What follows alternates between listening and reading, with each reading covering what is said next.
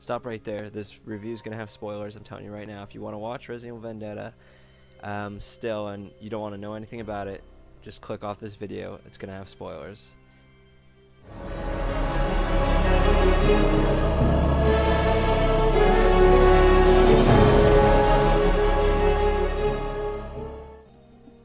Okay guys, anyway, let's get right into this. Last night was the one showing of Resident Evil Vendetta at a theater that wasn't too far from me, and I decided to go watch it because the other two, from what I remember, was never even in theater for the one night. So I was like, okay, one night showing, why not?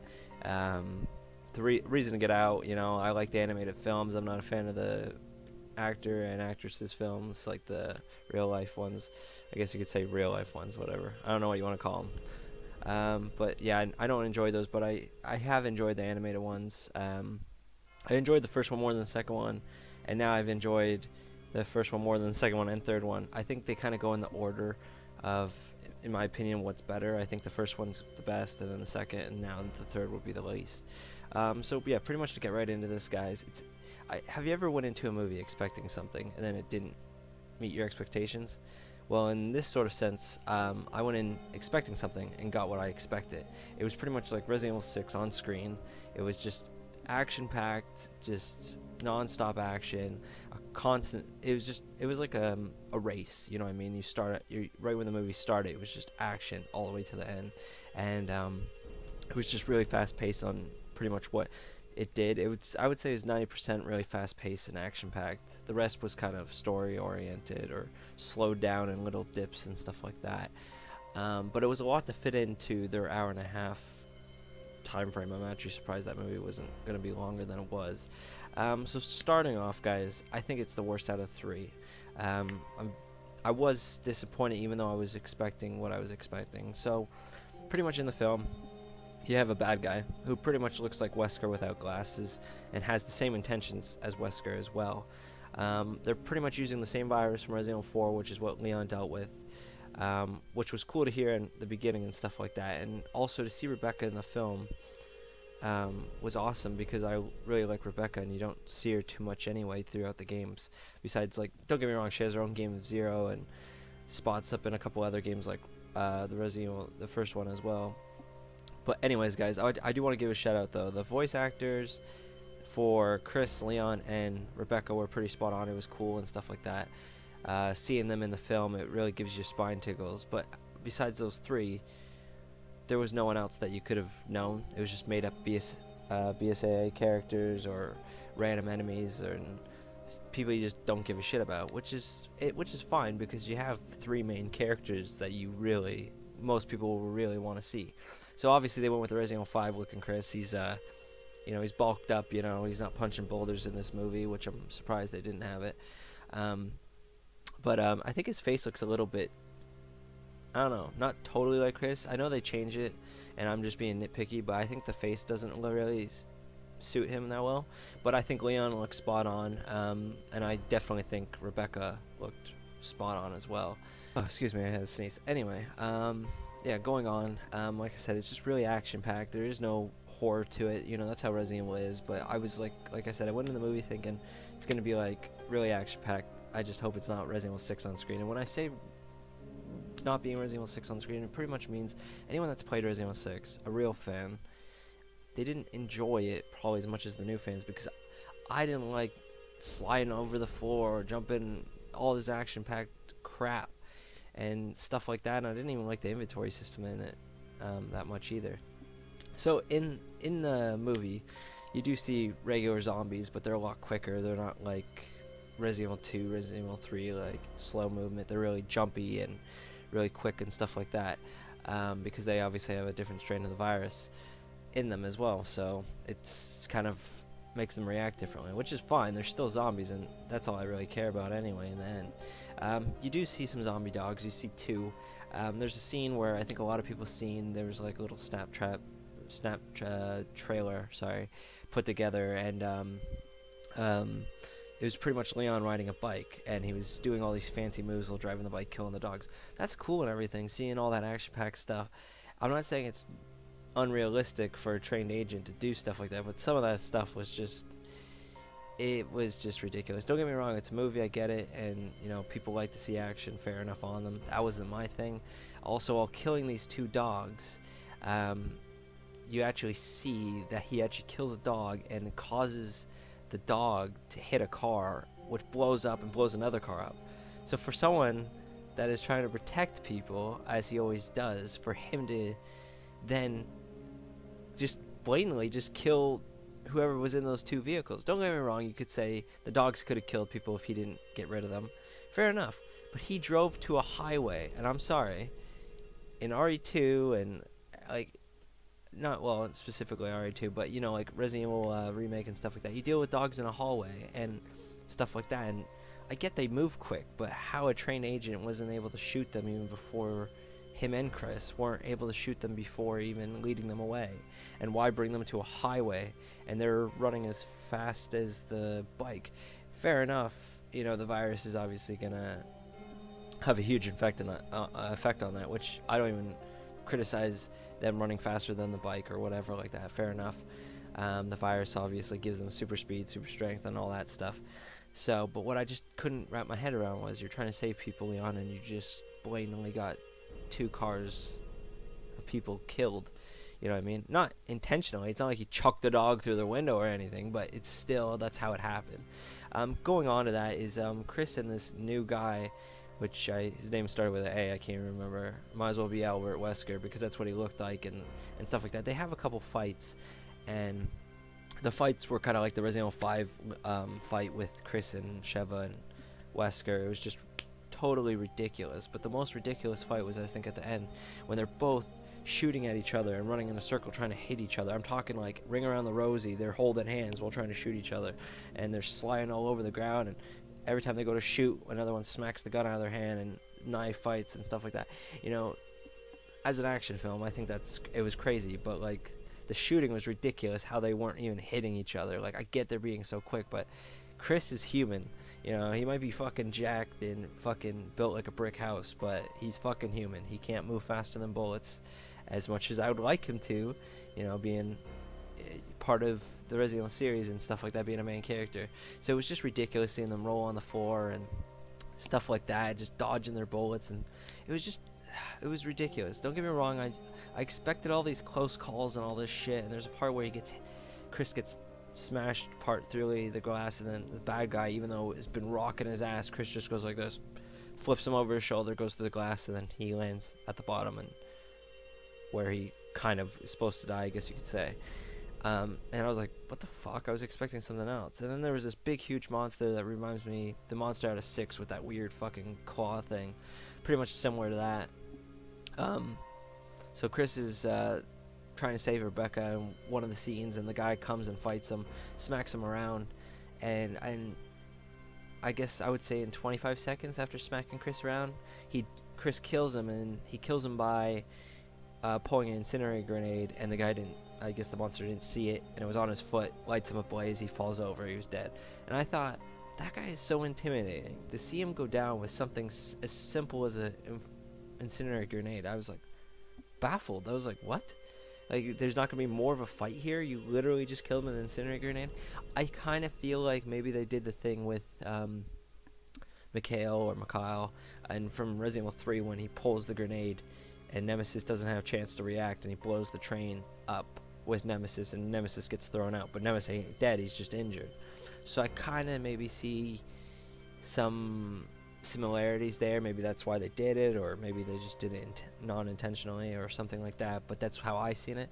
So there was a cool aspect to that, but the fact that this guy was so intimidating, you see him through the movies, just, you know, he makes fucking Chris look like a little Lego figure, you know what I mean? Because he's got fucking the virus in him, and he's fucking mutated and shit. And he looked pretty cool, to be fair, and stuff, except for I found the mask on him just, I don't know, just, I can't put a name or a word on what I want to say, but it just didn't seem right. But, like I said, incinerator grenade, he goes down, and that was it.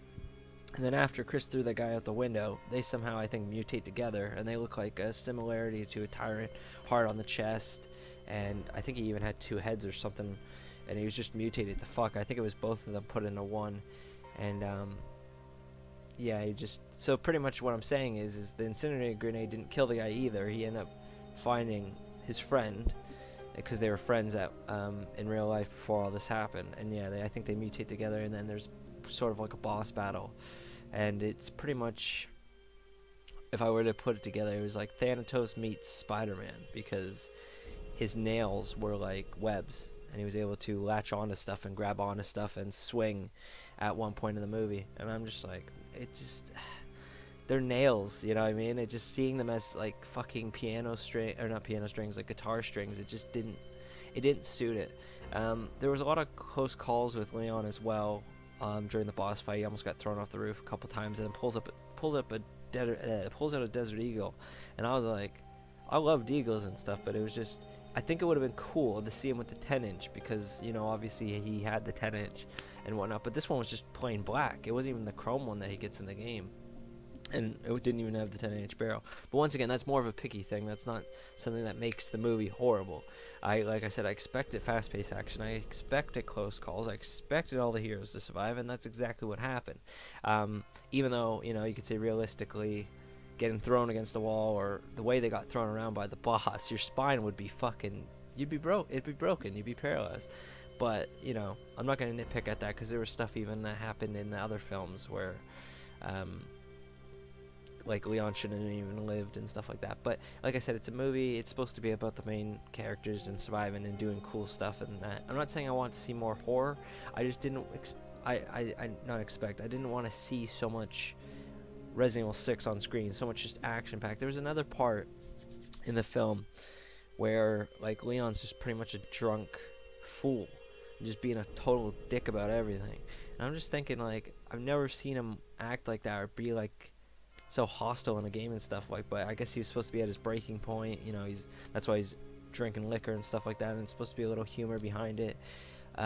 Whereas Chris is just so broad, and just, he has a grudge because in the start of the movie his team gets wiped by this guy, and like I said, it's pretty much a Wesker clone, without glasses, same style, slick back hair, and same build and same posture. All that stuff is just, it just screamed Wesker. And I don't know if they were trying to give fans like, oh, it's kind of like Wesker, you know, we're gonna like that. But in my opinion, it was like, did you run out of ideas, like, or do you want Wesker in your movie? Just put him in your movie, you know, kind of deal.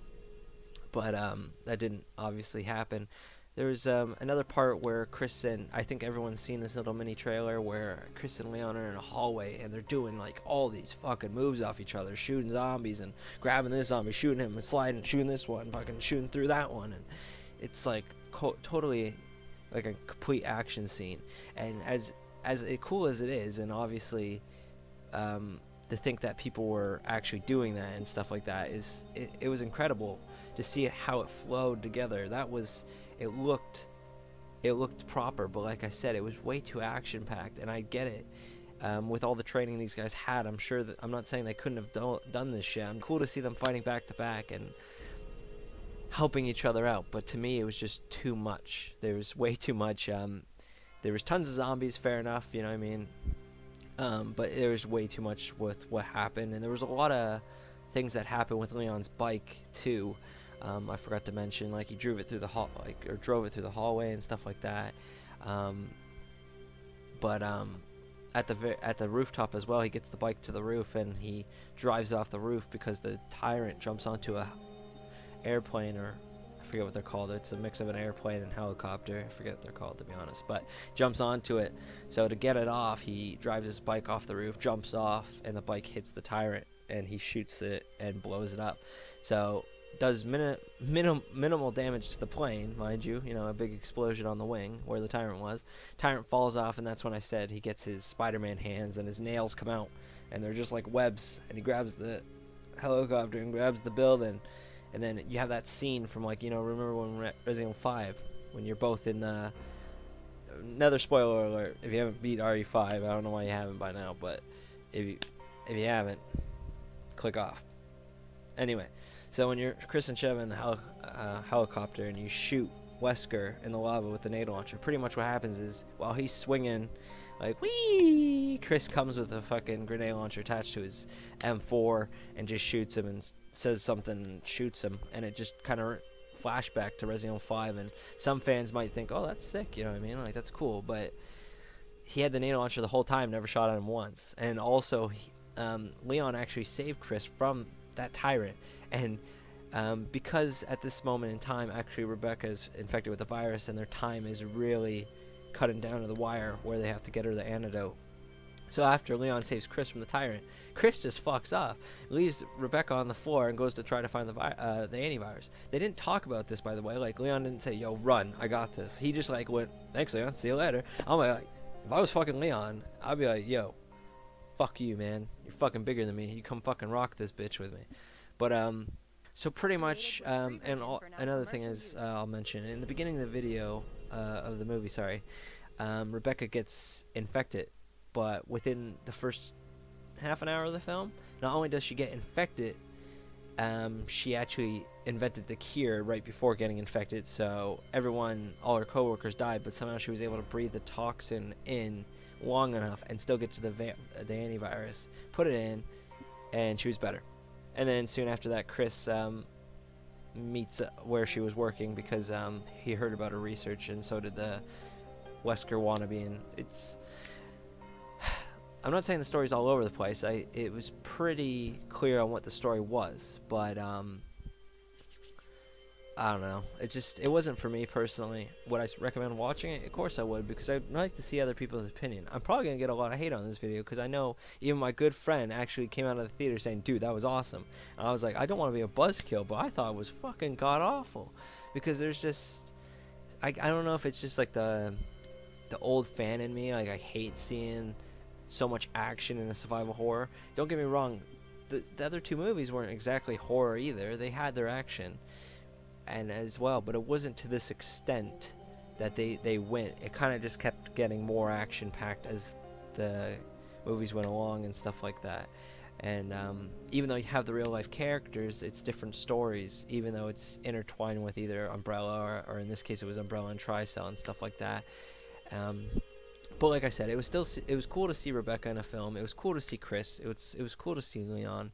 The voice actors were pretty spot on, and the way the characters looked was pretty spot on to. Well, Chris was more spot on to RE5 than obviously remake or something like that. Or if another spoiler alert, he didn't look like the one out of RE7 either. He looks totally different in 7 than he does in 5 as well, and he even looks different than remake in that as well. But I wanted to pump out this review yesterday because I watched it, but I ended up passing out soon after the film. I was kind of a little bit frustrated because I was hoping for something different than what I saw. I'm trying to think of any other aspects of the movie. Strange enough, actually, they gave Leon the Sentinel-9, which is what he is on the cover of RE6 and stuff, which was cool to see. It was kind of weird to see him as a backup to have a deagle, but I think what was even more strange for anyone that knows guns, Chris had a cool looking standard M4, which was fine, even though I'm pretty sure the BSAA used SIGs in RE5, but that's just being technical anyway. But what I found weird was a sidearm for Chris was an M93R, which, if you guys remember out of Code Veronica, Resident Evil Code Veronica, that was Claire's gun. It's the 3-round burst gun with the little handle and stuff like that. He used that as a backup, which I found weird, but it was still cool to see that in the movie as well, because I actually really like that gun. It's a nice gun, and I kind of don't know, like I said, I don't know if that was a throwback reference to Code Veronica. His sister used the gun, now he's using it. I don't know the story there pretty much. Like I said, I think there was, like, I don't want to say Easter eggs, but I think there was things that were even either added for the sake of the fans or added just for the sake of adding it, and maybe the fans made the references on their own, or maybe I'm just thinking too much into it, because sometimes I do that as well. I don't mean to beat on the movie, guys. I know there's going to be people that like him. I think that movie was better than all the live action movies out there, but like, that being said, you could have fucking a turd fighting a zombie, and that would be more of a movie than the live action movies. But me personally, once again, I'm going to get a lot of hate because I know you people like that. Like, a lot of people like it. Some of the fans do. I just personally don't. I never have. I think the first one's watchable and, more entertaining than the rest. I think it starts at the top of the fucking shit bowl, you know, the toilet bowl, and it just kind of, there's only one way they're going, and it's always straight down. I know the last one I think was just released, and it's supposed to be the last one. Don't know if that's the case because I didn't watch it. I hope it is because I'm sick of seeing them pop up, personally. Yeah, if I were, I know I don't do, like, I've never done a movie review on my channel at all. I just thought, you know, it's just, I felt like doing one this one time. I don't know if it's a thing that's going to keep going. If I had to give it out of, like, 10-star rating, it's really hard. Seeing the main characters, the voice acting, the monsters, seeing the common zombies, the dogs, you gotta take that in. Into the consideration, the tyrant lookalike and stuff like that. But like even still, I would say, I want to say 4 stars, maybe 5. I'll say 4.5 stars, just under average. And the reason why that is, guys, like I said, the story didn't really suck me in. But it was really cool, like I said, seeing the main characters, and even Rebecca at one point, she almost looks like her Stars outfit with the white vest, except she doesn't have the patch on the back or anything. But it's still cool. It was so cool to see her, and the voice acting it was good. It was cool to see Rebecca again, as well as Chris and Leon actually working together and stuff like that, and some of the humor they had between each other at the end and in the start of the film. But like I said, it picks off really quick, so just be ready for that. Yeah, like I said, just be ready for that. In the beginning of the film as well, like the BSAA go to a mansion, and right away I'm like, that looks like the Resident Evil 1 mansion. Just the layout of it in the beginning, but it soon becomes not. And pretty much what happens is Chris is there with a bunch of BSAA guys, and they're going to, I think they're responding to a BOW threat or something like that. And pretty much it was pretty much like Saw. The guy set the house up with zombies and shit for these guys that died to test his weapons. This Albert Wesker lookalike. So pretty much what happens is, there was a bedroom and 3 guys go into it, and there's a kid, and they get attacked, and it cuts to a different scene. So Chris goes into the room with a bunch of other BSA guys, and no one's there. The kid's gone. They're gone. And then lo and behold, the 3 BSAA guys are zombies under the bed with 2 other zombies. How many fucking people can you fit under the bed? Why are they all under the bed? You know what I mean? I'd rather have seen them dead and then just mutate right then and there. So besides them being under the bed, the kid comes out of nowhere behind a cabinet again. So pretty much that's where they found him. So he pretty much bit those guys and then fucking hid behind the cabinet, and then came back. So that I found weird. It's why did you shove all the zombies under the bed? And I don't know what else to say, guys. I know like I said, I'm probably gonna get a lot of hate. I want to hear what you think of it. Make me maybe change my mind a bit. Let me hear your guys' opinion on stuff. Maybe I missed stuff out. But like I said, it was just so fast paced. Like I said, Chris starts off the film, his fucking team gets wiped, and then he has fucking hell-bent revenge on this fucking guy, and they have a huge Albert Wesker and fucking Chris fight that's all just and it's and then soon after that, Rebecca gets attacked, and her fucking, I think the college or the university thing she was working at everyone gets infected through the gas that gets put through the vents. She's almost infected and turning into a zombie, but somehow pumps the cure that she just made, that just finished at that precise time. And it was just I expected close calls, but I was like, fucking hell. So after that, team up with Leon and Chris, and Rebecca gets taken, and that's pretty much what forces Leon and Chris to realize we got to work together here. But I don't know really what else to say. This review has went on long enough. Let me know what you guys think in the comments below, if you've seen it. Like I said, this is just my personal opinion. 4.5 star out of 10. I personally like the first one more than this one, and I liked it more than the second one. And I think I even like the second one more than the third one as well. So let me know what you guys think in the comments below. I don't do a lot of movie reviews, so depending on how this takes off or goes to shit, will be the first and or last, or first with many more to come. We'll see. Anyway, this is ObscureEdge. Thank you for watching, guys. Until next time, take it easy.